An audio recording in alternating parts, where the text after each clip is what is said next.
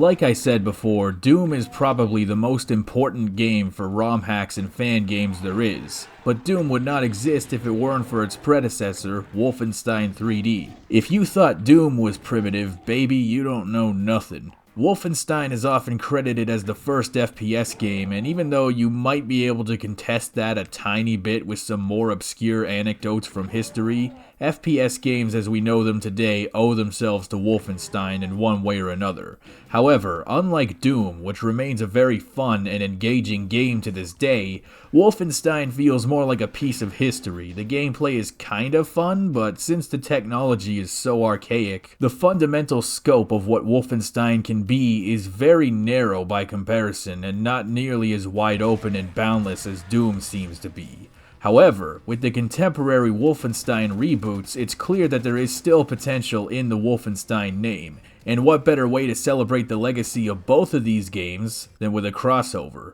Wolfenstein Blade of Agony is a Doom 2 mod that's been around for a few years now and has been receiving updates on and off. Although it's chiefly a jacked up Doom game with Wolfenstein aesthetics, it claims to take inspiration from many World War II themed shooters from the 90s and 2000s. Without great knowledge of those games, I can't really speak on that, but it is a highly respected mod nonetheless that a lot of people seem to like. Even John Romero himself said that Blade of Agony is one of the best Doom mods he had ever played, so if it's good enough for the man himself, then it's probably good enough for me. Now, to be completely honest with you, because that's the kind of person I am, when I first fired up this game I was a little underwhelmed. I was blown away by the phenomenal visuals that they were able to achieve using an albeit heavily modified version of Doom 2 to run the game, and the details that they put into it with respect to the narrative, but it was the actual gameplay that kinda bugged me. When you start it for the first time, it's not a constant run like hell, fight like hell thing like Doom.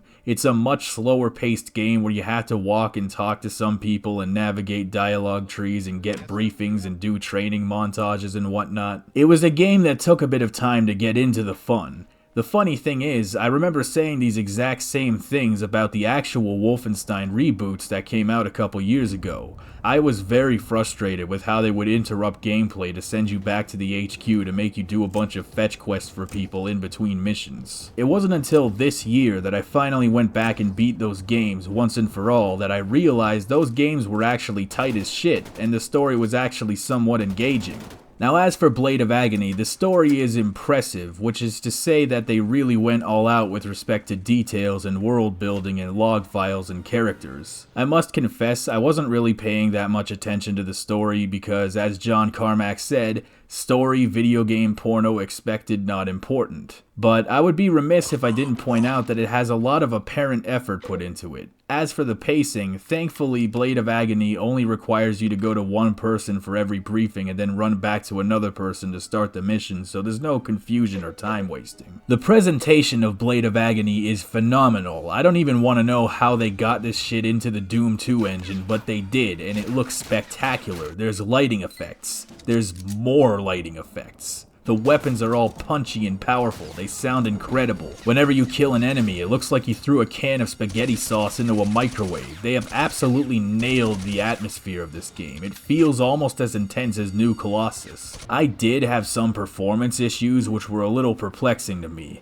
I don't have an elite meta PC gaming rig, but I feel like if I can play New Colossus at 1440p at the highest settings at 60 FPS, I should probably be able to run a Doom 2 mod without a hitch, but then again, I dropped out of com size, so maybe I'm wrong? Maybe it's an issue with the engine. I don't know, but I don't really hold that against anybody, I just thought it was worth noting. The game has difficulty settings, and since I am an insane person, I chose the hardest one. And as I was playing, I kept asking myself if I made a huge mistake. Don't get me wrong, the hardest difficulty is very intense and definitely very, very fun. But it's also one of those fuck you kind of games where the smallest mistake can be punished with such grotesque draconian severity and viciousness that it just ends up pissing me off. And I mean like way off. When your game has so many back-to-back moments where there's 8 enemies behind a door who instantaneously get aggroed and all kill you at once, and you can't always run away because the sprint is weird and doesn't always work the way you expect it to, or getting one-shotted by a sniper you can't see because you forgot to turn off the bloom in the graphics settings, it can start to make you feel like a punching bag, like a piece of meat. And unless you're really hardcore, you're gonna be doing this a lot. But hey man, at least you get an achievement for it. I imagine the game isn't exactly baby food on the lower difficulties either, but no matter how you decide to play it, you gotta be ready to buck up. I mean, surely you don't expect Hitler to kill himself, do you? This game isn't perfect. It tries to have some tactical options like stealth takedowns, but they just aren't consistent or polished enough to rely on. I'm sorry, but I just don't trust this knife. Nothing is ever as effective as being fast, precise, and ballsy, except that's not always effective because it's hard as shit and the game is an asshole about certain things. Bullets can sometimes be unreliable and not go exactly where you think they're gonna go. Even accounting for bullet drop, which this game does seem to have, it's just... well, it's kinda quirky though. A lot of this is honestly probably just me not fully getting how it works yet, but it still feels like bullshit a lot of the time. I remember this turret guy was kicking my ass, so I had to pull a Half-Life 1 and shoot him in the arm from a safe distance, just barely out of his line of fire. And I felt like a damn genius. Now let's try fighting the same enemy by throwing a grenade into his hidey hole. Oh, look at that. It did absolutely nothing. Why would it? Why did I expect anything else? It's just a grenade. It's just a fucking grenade.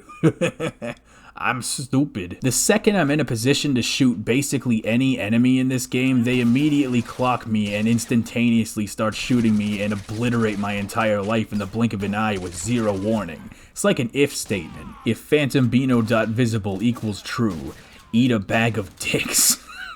That's really how this game feels sometimes. This game requires you to be so goddamn careful and methodical on the highest difficulty, but at the same time you're supposed to hit your enemies with the extremely vicious prejudice of a jacked up super soldier. You have to plan every single encounter out before it happens, which I think is why they include the quick save option. You will never have enough ammo for the next encounter. Every single ambush and fight will shit you out on the other end with like 7 bullets. It's kind of a walking contradiction where you have to be methodical, but you also have to be a lunatic madman gun shootman psycho. And in that sense, this really is a true Wolfenstein game.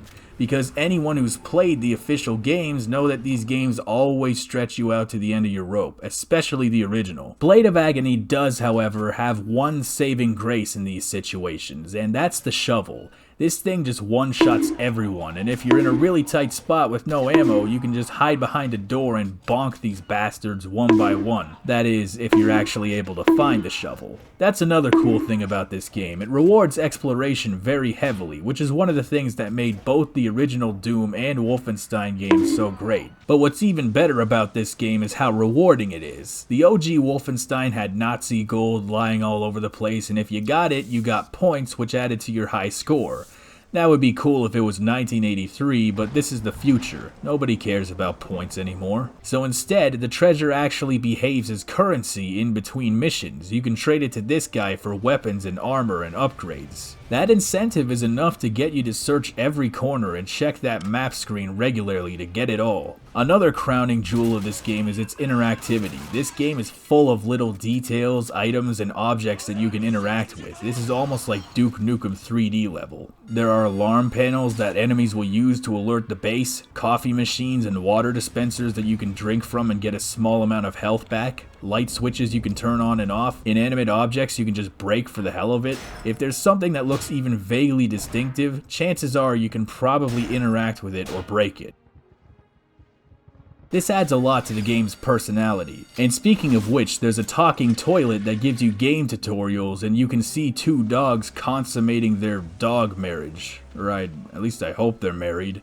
That's, we shouldn't be watching this. In spite of the bleak setting, this game keeps in touch with its sense of humor, which is very important for a Wolfenstein game. I must confess that as of right now, I haven't gotten very far in this game at all. That's chiefly because the levels are very long, and I'm also a stubborn bastard who refuses to lower the difficulty under any circumstances, even though the game is blowing my dick off. Blade of Agony stays true to its name because this is a truly agonizing experience, but it's a hugely fun and fantastic piece of work that I definitely see myself returning to. Even on the lower difficulties, the scope of this game is pretty epic, and I imagine you won't be able to beat it in one sitting. At least not on your first try. But even in its most frustrating moments, I still wanted to keep playing. I don't know if it's the best Doom mod out there, I mean, Bath Doom is pretty good, but it is very, very good, and I can easily recommend it. That wraps it up for today, but remember to tune in tomorrow for our next fan game. I won't tell you exactly what it is, but it's very, beta. Again.